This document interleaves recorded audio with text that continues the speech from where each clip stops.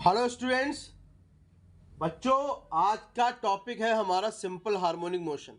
ठीक है, ये हमारा लेक्चर नंबर 1 है। आप सीरियल वाइज लेक्चर देख लीजिएगा, सारे एपिसोड आपको देखने को मिल जाएंगे कंप्लीटली सिंपल हार्मोनिक मोशन पर। बहुत अच्छा चैप्टर। तो चलिए वीडियो की शुरुआत करते हैं। देखो बेटे, सबसे पहले हमको समझना पड़ेगा कि what is periodic motion. Periodic motion क्या होता है, ठीक है, इसको हम लोग समझते हैं सबसे पहले। तो देखो बच्चों, ऐसा है ना कि पीरियोडिक मोशन क्या होता है कि अगर कोई पार्टिकल, ठीक है, अगर कोई पार्टिकल एक निश्चित पथ पर, सपोज करो इस तरीके से कोई पार्टिकल एक निश्चित पथ पर मूव कर रहा है और एक फिक्स टाइम बाद, ठीक है, एक फिक्स टाइम बाद अपनी गति को दोबारा रिपीट कर रहा है। ठीक है, सपोज करो कि अर्थ जो है वो सन के अराउंड घूम रही है ना, डेफिनेट पाथ पर ही तो घूम रही है, एक एक फिक्स पाथ पर घूम रही है। ऐसा तो है नहीं कि उल्टा सीधा पाथ हो कि कभी इधर चली गई अर्थ और इधर चली गई, कभी इधर चली गई, कभी इधर चली गई, ऐसा तो नहीं है ना।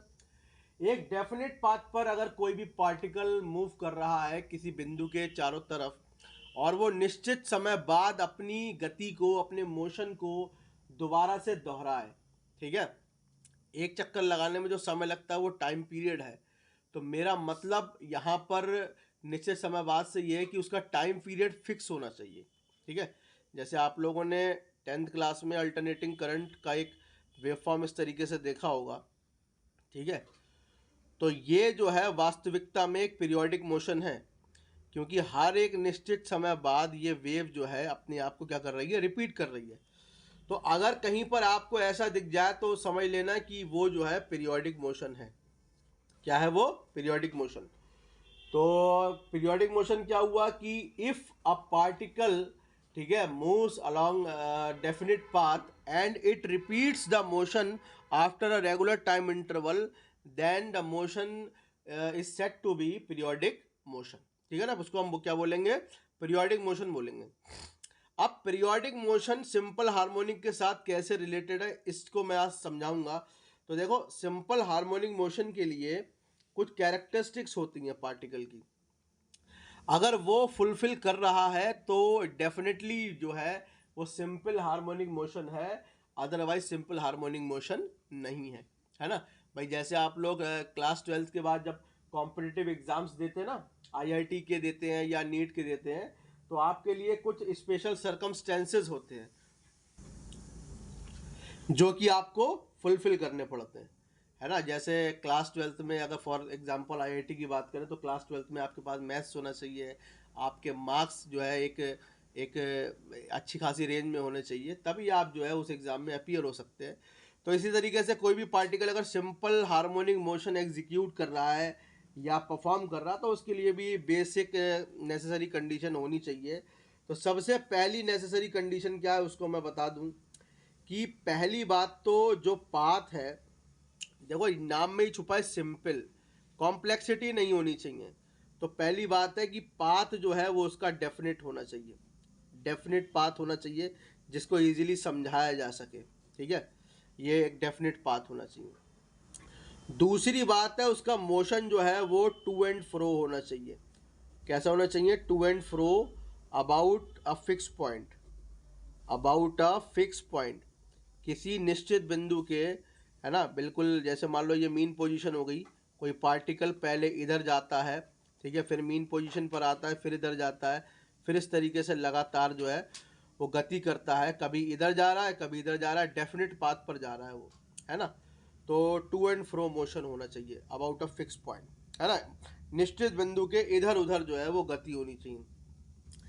तीसरी बात क्या है कि फर्ज करो कि मान लेते हैं ये सिंपल पेंडुलम की अगर मैं बात कर लूँ, ठीक है, इसको मैं बच्चों जब डिस्प्लेस करूँगा, सपोज दैट इसका डिस्प्लेसमेंट एक्स है, मैंने इसको यहाँ पे लाके जो है वो पकड़ा हुआ है, ठीक है। तो जैसे ही इसको छोड़ोगे तो क्या होगा कि ये वापस जो है वो अपनी मीन पोजीशन पर आने की कोशिश करेगा, करेगा नहीं करेगा? फिर मोमेंटम की वजह से ये आगे की तरफ जाएगा और फिर जो है ये अपनी मीन पोजीशन पर आने की कोशिश करेगा। और बच्चों ध्यान रखना कि जो वापस लाने में जो फोर्स लग रहा है उसको हम लोग रीस्टोरिंग फोर्स बोलेंगे बेटे। क्या बोलेंगे बेटे उसको? Restoring force. तो ध्यान रखना आप लोग कि थर्ड कंडीशन क्या है। अब देखो ध्यान से सुनो, जितना ज़्यादा डिस्प्लेस करोगे पार्टिकल को, जितना ज़्यादा डिस्प्लेसमेंट दोगे वो उतनी तेज़ी से नीचे की तरफ आएगा, है ना। तो तीसरी प्रॉपर्टी हो गई कि जो रीस्टोरिंग फोर्स है वो should be directly proportional to the displacement, है ना। किसके बराबर होना चाहिए? किसके डायरेक्टली प्रोपोर्शनल होना चाहिए? डिस्प्लेसमेंट के डायरेक्टली प्रोपोर्शनल होना चाहिए, ठीक है। प्रोपोर्शनैलिटी का साइन हटा के एक कांस्टेंट यूज कर लूंगा, इसका नाम रखूंगा माइनस का के, ठीक है। अब ध्यान से सुनो, के तो चलो ठीक है, के तो मान लिया कि के जो है वो कांस्टेंट हो गया, लेकिन माइनस का साइन क्या इंडिकेट कर रहा है? माइनस का साइन इंडिकेट कर रहा है कि डिस्प्लेसमेंट जो है वो इस दिशा में हुआ है ना। एक्स जो है वो इस दिशा में बढ़ रहा है, लेकिन फोर्स जो है वो इस दिशा में बढ़ रहा है, ठीक है। तो ये माइनस का साइन जो है बस यही चीज इंडिकेट कर रहा है कि direction of displacement and restoring force just opposite to each other, ठीक है। चौथी बात क्या है कि जो रीस्टोरिंग फोर्स है उसकी दिशा एक मीन पोजीशन की तरफ सदैव होनी चाहिए, ठीक है। Direction of this force, direction of this force always towards mean position, always towards mean position. मतलब जो रीस्टोरिंग फोर्स की जो दिशा है, ठीक है, मतलब जो रीस्टोरिंग फोर्स की दिशा वो सदैव जो है मीन पोजीशन की तरफ होनी चाहिए, ठीक है। ये पॉइंट हो गया। पांचवा पॉइंट हम ले लेते हैं, ठीक है। अगर इस एफ को मैं अगर एम ए लिख दूं यहाँ पर, ठीक है, और ये हो जाएगा यहाँ पर माइनस का के एक्स, भाई फोर्स को तो मैं एम ए लिख सकता हूँ, तो ये एक्सेलरेशन हो गया। ये हो गया माइनस का के बाई एम इज एक्स, ठीक है, इस तरीके से। तो देख रहा हो ये भी कांस्टेंट, ये भी कांस्टेंट। भाई प्रोपोर्शनैलिटी का साइन हटा के कांस्टेंट लगाया था और कांस्टेंट हटा के वापस प्रोपोर्शनैलिटी का साइन लगा दें तो ये कुछ इस तरीके से हमको दिखेगा कि एक्सेलरेशन जो है वो डायरेक्टली प्रोपोर्शनल डिस्प्लेसमेंट। मतलब वही बात जो फोर्स के लिए कही गई थी वही बात एक्सेलरेशन के लिए कही गई है। इसका मतलब है कि direction of acceleration, direction of acceleration also towards the mean position, also towards the mean position। मतलब यही जो एक्सीलरेशन है इसकी दिशा भी जो है मीन पोजीशन की तरफ होनी चाहिए। तो ये बेसिक क्वांटिटीज या बेसिक प्रॉपर्टीज अगर ये कोई पार्टिकल फुलफिल कर रहा है तो this is called simple harmonic motion, ठीक है। अगर ऐसा नहीं है तो वो सिंपल हार्मोनिक मोशन भी नहीं रहेगा, ठीक है ना। इस बात को आप लोग ध्यान रखिएगा बच्चों, ठीक है। ये बेसिक प्रॉपर्टीज हैं। पहली प्रॉपर्टी क्या है कि पाथ डेफिनिट होना चाहिए, मोशन जो है वो निश्चित बिंदु के इधर इधर होना चाहिए, ठीक है। तीसरी बात ये है कि जो रीस्टोरिंग फोर्स है जितना ज़्यादा डिस्प्लेसमेंट होना चाहिए उतना ज़्यादा रीस्टोरिंग फोर्स भी होना चाहिए, ठीक है।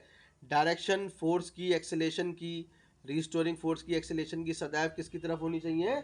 मीन पोजीशन की तरफ होनी चाहिए, ठीक है। तो ये बेसिक प्रॉपर्टीज हो गई, ठीक है। ये देख लो आप लोग, सही है। चलो अब आगे बढ़ते हैं बच्चों कि ध्यान से देखो बच्चों कि इक्वेशन ऑफ, मैं यहाँ पर अब लिखने जा रहा हूँ, आप लोग देख लीजिए ध्यान से कि थोड़ा ब्लर हो गया क्योंकि एक मिनट, अब ठीक है।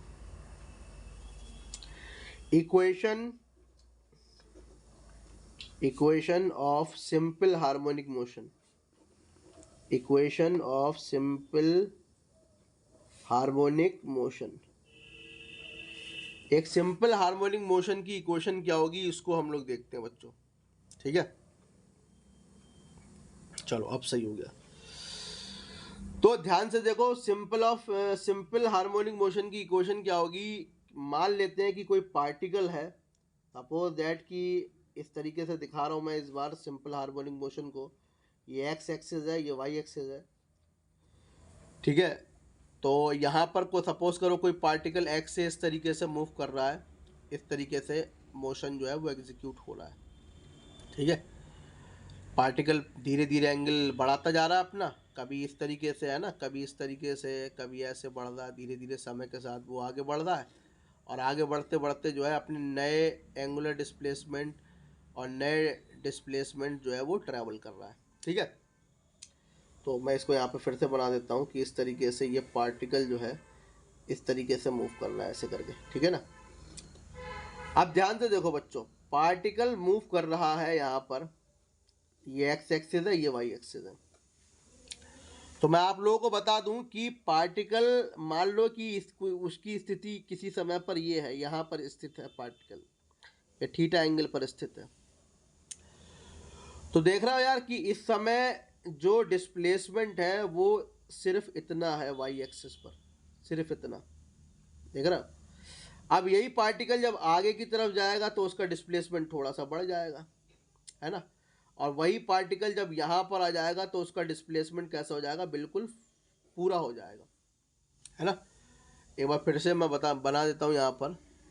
मान लो कि इस तरीके से पार्टिकल पहले यहाँ था तो उसका डिस्प्लेसमेंट इतना था, फिर पार्टिकल यहाँ पर हुआ तो उसका डिस्प्लेसमेंट कुछ इस तरीके से हो गया, फिर पार्टिकल यहाँ पर आया होगा तो उसका डिस्प्लेसमेंट कुछ इस तरीके से हो गया, फिर पार्टिकल बिल्कुल टॉप पर गया होगा तो उसका डिस्प्लेसमेंट जो है वो बिल्कुल इससे ज़्यादा नहीं हो सकता। देख रहे हो ना, ये एक हाईएस्ट वैल्यू है, इससे ज़्यादा नहीं हो सकता। अच्छा, तुम लोग देख रहे हो कि जो ये वैल्यू है, जो ये वाई है, बाकी ये भी तो वाई होगा, है ना, ये भी वाई होगा, है ना, ये भी वाई होगा, ये भी वाई होगा। बस ये जो हाइट है वो सबकी अलग अलग है। इस वाले की हाइट इतनी ऊंची है, इस वाले की हाइट इतनी ऊंची है और इस वाले की हाइट इतनी ऊंची है। तो देख रहा हो कि हर एक पॉइंट पर क्या चीज़ है, हर एक पॉइंट पर हाइट तो बदल रही है, कभी हाइट इतनी हो जा रही है, कभी हाइट इतनी हो जा रही है, कभी हाइट इतनी हो जा रही है। लेकिन ये जो वैल्यू देख रहा है, ये वाली वैल्यू, ये वाली वैल्यू जिसको मैंने डार्क कर दिया, ये वाली वैल्यू जो है वो इसी के बराबर तो है, इसी के बराबर है ना। तो बच्चों मैं क्या काम करता हूँ कि अब मैं इसको जो है अलग से बना लेता हूँ और यहाँ पर देखो कि कोई पार्टिकल जो है वो इस तरीके से मैंने दिखाया हुआ है कि उसकी पोजीशन ये है। ठीक है, ये थीटा एंगल बना रहा है एक्स एक्सिस के साथ और ये हो गया वाई। तो देखो बच्चों, ये जो पार्टिकल है इसकी कुछ दूरी एक्स के साथ भी है और इसकी कुछ दूरी जो है वाई के साथ भी है। ये वाई एक्सिस है ना, ये इसकी कुछ दूरी वाई के साथ भी है। और ये जो ये आप लोग देख रहे हो ओ ए, इसको मैं ओ ए मार्क कर लेता हूँ, इसको बी मार्क कर लेता हूँ। ठीक है ना, इसको मैंने ओ मार्क कर लिया, ए मार्क कर लिया और बी मार्क कर लिया। तो देखो सबसे पहले मैं डिस्प्लेसमेंट इसका निकालने जा रहा हूँ वाई पर। ठीक है, इसका डिस्प्लेसमेंट जो है, डिस्प्लेसमेंट ऑन वाई एक्सिस, दोनों पर मिल जाएगा डिस्प्लेसमेंट, वाई एक्सिस पर भी मिलेगा और एक्स एक्सिस पर भी मिलेगा। तो जब मैं वाई एक्सिस पर इसका डिस्प्लेसमेंट देखूंगा तो मैं लगाता हूं कि sine theta is equal to perpendicular upon hypotenuse. Perpendicular तो बच्चों वाई हो गया, है ना, और हाइपोटेनियस जो हो गया वो ये ओ ए हो गया। और ओ ए जो है इसको मैं एम्पलीट्यूड कह रहा हूँ। क्या कह रहा हूँ? एम्पलीट्यूड। क्योंकि ओ ए जो है, ओ ए अगर मैं इस तरीके से देखूँ, हाइपोटेनियस की डायरेक्शन में देखूँ तो ये ओ ए वही होगा जो ये पॉइंट होगा। इसको सपोज करो मैं मान लेता हूँ ओ एक्स, मान लेता हूँ ओ एक्स होगा। ठीक है, क्योंकि ओ एक्स से ज़्यादा जो है वो डिस्प्लेसमेंट नहीं हो सकता। ठीक है, लेकिन यहाँ पर डिस्प्लेसमेंट ए बी तो जो है वो कम है, लेकिन ओ ए कितना है, वो ओ ए जो है ओ एक्स के बराबर ही है, क्योंकि ये जो है वो रेडियस हो गई इस सर्कुलर पाथ की। ठीक है ना। कुछ बच्चे ये भी सोच रहे होंगे कि ये एग्जाम्पल कैसे ले लिया सिंपल हार्मोनिक मोशन का। सिंपल हार्मोनिक मोशन का तो एग्जाम्पल कुछ इस तरीके से था, ऐसे ऐसे, है ना, मीन पोजीशन के इस तरफ से था। तो बच्चों देखो ना कि पार्टिकल कभी मीन पोजीशन के इधर है, कभी वही पार्टिकल इधर है, कभी वही पार्टिकल ऊपर है, कभी वही पार्टिकल नीचे है। तो मीन पोजीशन के इधर उधर भी तो हो रहा है और एक निश्चित समय बाद वो अपनी गति भी कर रहा है। हमने पीछे कैरेक्टरिस्टिक्स में अभी दिखाया भी था कि ये टाइम पीरियड जो है उसका फिक्स होना चाहिए। तो बिल्कुल ये भी एक सिंपल हार्मोनिक मोशन का एक एग्जाम्पल हो गया बच्चों।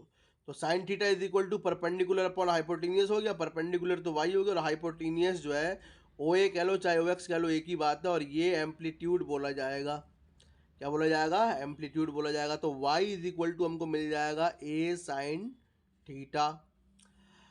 अब ध्यान से देखो, एंगुलर डिस्प्लेसमेंट है, क्योंकि ये पार्टिकल मूव कर रहा है लगातार, तो इसके पास एंगुलर वेलोसिटी होगी।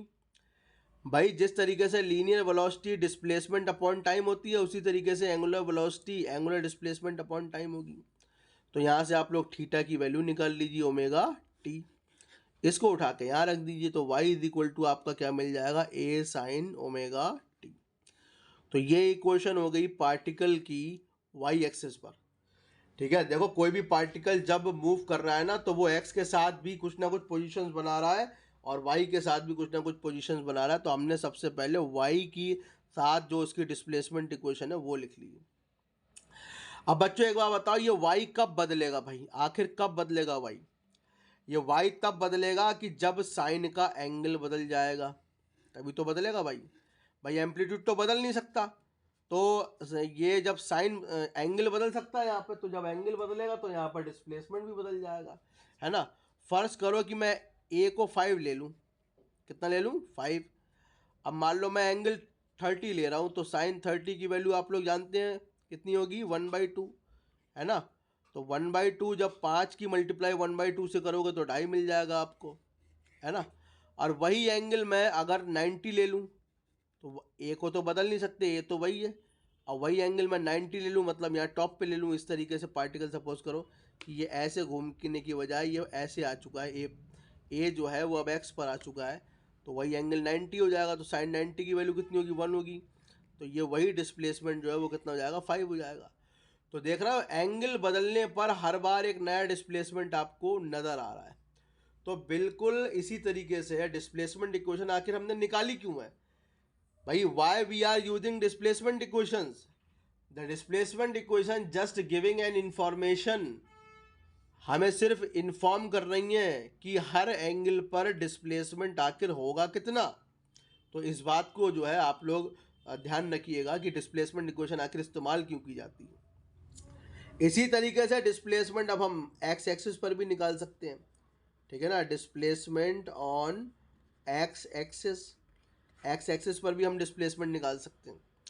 तो डिस्प्लेसमेंट एक्स एक्सिस पर निकालेंगे तो ध्यान से देखो, ये एक्स मेरे को मेजर करना है, एक्स कि ये कितना, जब ये यहाँ पर है तो एक्स के साथ कितना मूव किया है, ये ओरिजिन से एक्स की तरफ कितना मूव किया है, तो एक्स निकालूंगा मैं। तो इसके लिए मैं यहाँ पे कॉस थीटा लगा देता हूँ, क्योंकि इसी ट्राइंगल में मेरे को बेस पता है और हाइपोटेनियस भी मेरे को पता है। तो कॉस थीटा होता है हमारा बेस अपॉन हाइपोटेनियस, बेस तो एक्स हो गया और हाइपोटेनियस जो है वो वही हो गया अपना ए, एम्पलीट्यूड के बराबर। तो यहाँ से एक्स की वैल्यू निकाल सकते हैं ए कॉस थीटा, और थीटा की जगह आप लोगों ने माना ही हुआ है कि ओमेगा टी लगा लेंगे, तो एक्स बराबर अपना ए कॉस ओमेगा टी भी आ जाएगा, ठीक है ना। तो इस तरीके से ये हमारा डिस्प्लेसमेंट इक्वेशन हो गई वाई एक्सिस पर। तो बच्चों ध्यान रखना, एक्स एक्सिस पर और वाई एक्सिस पर हम लोग डिस्प्लेसमेंट इक्वेशन जो है इस फॉर्मेट में निकाल सकते हैं, ठीक है। चलिए, तो एक बात हो गई है हमारी। तो बच्चों this is all about the displacement equation of a particle executing SHM. अगले एपिसोड में हम लोग बात करेंगे एक पार्टिकल जो कि सिंपल हार्मोनिक मोशन एग्जीक्यूट कर रहा है, उसकी वेलोसिटी क्या होगी, उसकी एक्सेलरेशन क्या होगी, उसकी काइनेटिक एनर्जी, पोटेंशियल एनर्जी क्या होगी, ठीक है ना बच्चों। चलिए, थैंक यू बच्चों।